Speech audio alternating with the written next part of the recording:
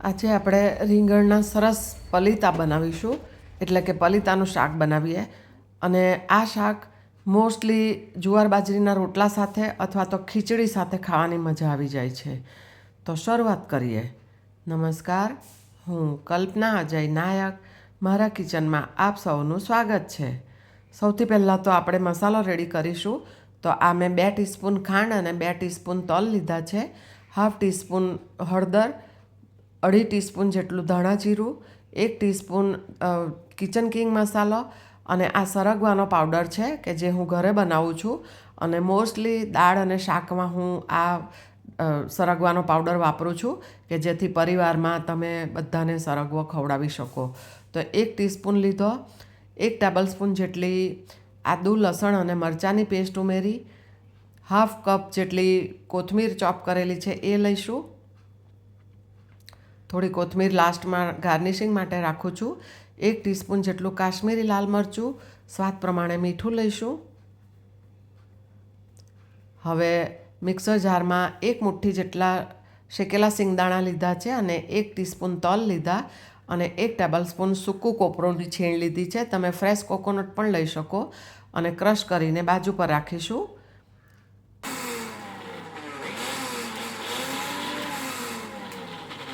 અને આપણે જે મોટી પ્લેટમાં મસાલો રેડી કરીએ છીએ એની અંદર ઉમેરી દીધા અને 1/4 ટીસ્પૂન હિંગ ઉમેરીશું. અને આ 1 ટીસ્પૂન જેટલો ચણાનો લોટ લઈશું. અને આ ફ્રેશ લસણ છે કે જેને મેં ફ્રોઝન કરેલું છે અને એની રેસીપી પણ મેં મૂકી છે. 1 ટીસ્પૂન જેટલો લીંબુનો રસ ઉમેર્યો. તમને સિઝનમાં ફ્રેશ લસણ મળે ને તો તે કટ કરીને ઉમેરજો. 3 ટીસ્પૂન જેટલું તેલ ઉમેર્યું છે અને હવે બધા મસાલાને સારી રીતે મિક્સ કરીશું. તમને સિઝનમાં ફ્રેશ લસણ મળે ને તો તે લઈ લેજો. આ મેં ફ્રોઝન કર્યું હતું એ લીધું છે. હવે મસાલો રેડી થઈ ગયો તો રીંગણ લઈશું. આ રીતના લાંબા રીંગણ મળે છે માર્કેટમાં, તો એનું ડંડી કાપી લીધી છે અને હવે એના પીસ કરી લઈશું. આ રીતે પાણીમાં એને કટ કરીને મૂકીશું. મેં આ બાઉલમાં પાણી લીધું છે અને મીડિયમ સાઇઝના આપણે ટુકડા કરવાના, એકદમ જાડા કે એકદમ પાતળા નહીં એવા. હવે વચ્ચે એમાં કટ મૂકીશું કે જેથી શાક બનાવીએ પલીતાનું ત્યારે શાકનો મસાલો વગેરે અંદર સુધી સારી રીતે પહોંચે અને રીંગણ સરસ રીતે કૂક થઈ જાય.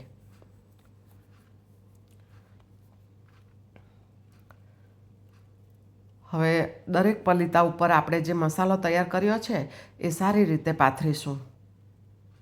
અને આ વાનગીમાં વપરાયેલ તમામ ઇન્ગ્રેડિયન્ટ્સનું લિસ્ટ મેં ડિસ્ક્રિપ્શન બોક્સમાં આપી દીધું છે, તમે ત્યાં જઈને જોઈ શકો છો. રીંગણમાંથી રીંગણના રવૈયા, રીંગણ બટાકાનું શાક, રીંગણ પાપડી, રીંગણ તુવેર વગેરે, રીંગણનું ભરથું, આ વગેરે બધી જાતના શાક તૈયાર કરી શકાય છે. એટલે રીંગણ મોસ્ટલી બધા શાક સાથે મેચ થઈ જાય છે. તો આ રીતે મેં બધા પલીતા રેડી કરી લીધા. તો હવે આ એક નોનસ્ટિક પાન મૂક્યું છે. તમે કોઈ પણ જાડા તળિયાવાળી કઢાઈ પણ લઈ શકો. એમાં 3 ટીસ્પૂન જેટલું તેલ મૂક્યું છે. હવે એની અંદર આપણે થોડો મસાલો પાથરીશું પહેલાં નીચે.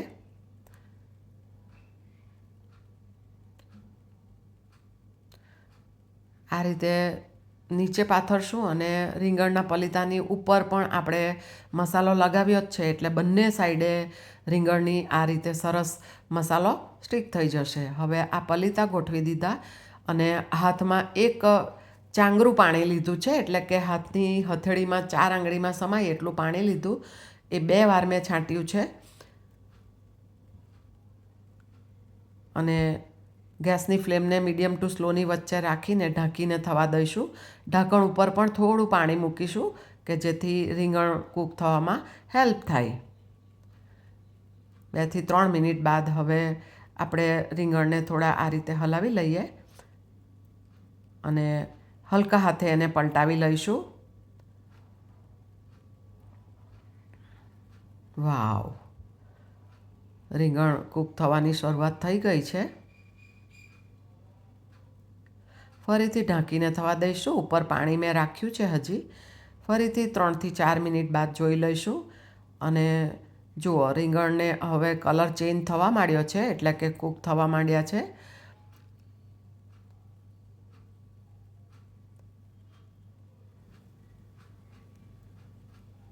તમે જોઈ શકો છો પાછળના ભાગે થોડા રીંગણ ડ્રાય છે, તો એકાદ ચમચી જેટલું તેલ મૂકીશું.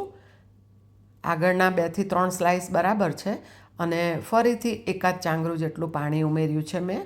આ શાક ઘણા લોકો એકલા તેલમાં બનાવે છે, તો તેલની માત્રા વધારે જાય છે, એટલે હું આ રીતે થોડું પાણી છાંટું છું, એટલે રીંગણ કૂક થવામાં હેલ્પ થાય અને તેલ પણ પ્રમાણસરનું વપરાય.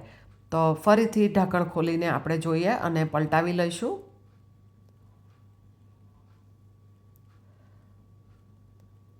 થોડી વાર છે હજી, ફરીથી ઢાંકીને થવા દઈએ. જુઓ, સરસ વરાળ આવી ગઈ છે અને રીંગણ, આ એક રીંગણનું પલીતું મોટું છે ને, એનો કલર હજી થોડો ચેન્જ થવાનો બાકી છે. આ રીતે ચમચી વડે જોઈ લઈએ. બધા રીંગણ સરસ કૂક થઈ ગયા છે. આમાં થોડી વાર છે, તો થોડી જગ્યા કરીને આ એક જે રીંગણ થોડું હજી કડક લાગે છે ને, એને મેં સેન્ટરમાં લઈ લીધું અને થોડી વાર રાખીશું ઢાંકીને, 1 થી 2 મિનિટ, એટલે સરસ કૂક થઈ જશે. કૂક થઈને એકદમ સોફ્ટ થઈ જાય ને, એ રીતે એને રેડી કરવાના છે.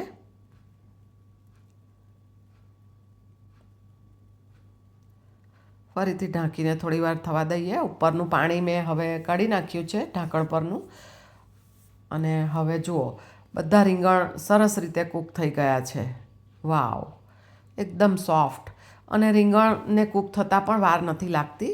ગેસ બંધ કરી દીધો છે. લગભગ આપણે સ્લો ફ્લેમ રાખી હતી ને, એટલે 10 થી 12 મિનિટમાં શાક રેડી થઈ જાય. હવે શાકને ઢાંકીને બાજુ પર રાખીએ અને આ જુવારનો લોટ લીધો છે, આપણે રોટલા બનાવી લઈશું. અને જુવારના રોટલા સૌથી નવા શીખનારને માટે પણ કેવી રીતે બને એની સંપૂર્ણ ટિપ્સ સાથેનો એક અલગથી વિડીયો મેં આ ચેનલ પર પોસ્ટ કરેલો છે. અને હવે આ લોટને થોડો તમે જોયું કે મસળ્યો છે હાથથી, કે જેનાથી રોટલા એકદમ સરસ મુલાયમ થશે. અને આ કોટનનો રૂમાલ લીધો છે, એની ઉપર હું રોટલા બનાવું છું. અને બીજી બાજુ માટીનું કલેડું મેં ગેસ પર ગરમ કરવા મૂકી દીધું છે. તો સરસ તપી જાય કલેડું, ત્યારબાદ રોટલો અંદર મૂકવાનો, કે જેથી આપણો રોટલો સરસ તૈયાર થાય. તો આ રીતે રોટલો બનાવી લીધો. હવે મને રૂમાલ સાથે ફાવે તો રૂમાલ સાથે, અથવા તો તમે રોટલાને રૂમાલથી અલગ કરીને પણ મૂકી શકો. બીજી બાજુ થોડી વારમાં પલટાવી લેવાનું અને બીજી બાજુ પણ સરસ આવી રીતના સ્પોટ આવે એટલે એને જુઓ, દળાદાર રોટલો તૈયાર થઈ ગયો.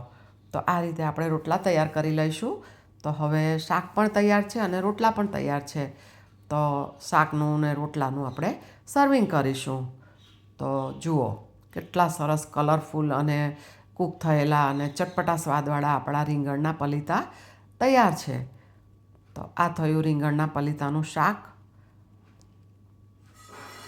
અને સાથે ગરમ ગરમ દળાદાર એવા જુવારના રોટલા. અને મારા ઘરે આ શાકની ઉપર થોડો લીંબુનો રસ ઉમેરીને ખાવામાં આવે છે. તો થોડો લીંબુનો રસ ઉમેર્યો છે મેં, અને આ કોથમીર ઉમેરી.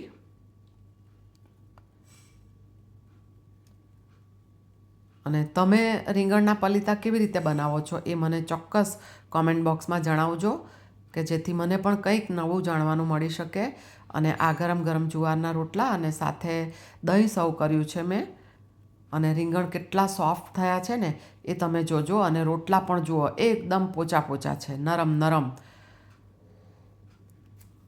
અને રોટલા તમારા વધ્યા હોય ને, તો બાકીનો બીજા દિવસે એમાંથી વઘારેલો રોટલો કેવી રીતે બને એનો વિડીયો પણ મેં આ ચેનલ પર મૂક્યો છે. રોટલા કેટલા સોફ્ટ છે, એક જ હાથથી તૂટી ગયા. અને હવે જુઓ આ રીંગણ, વાવ, રીંગણ પણ સરસ કૂક થઈ ગયું છે. તો આ રીંગણના પલીતા અને રોટલો અને દહીંની મજા, એકદમ દેશી વાનગી પણ છતાં પેટ ભરાઈ જાય એવી. તો તમારું ધ્યાન રાખજો અને આવજો.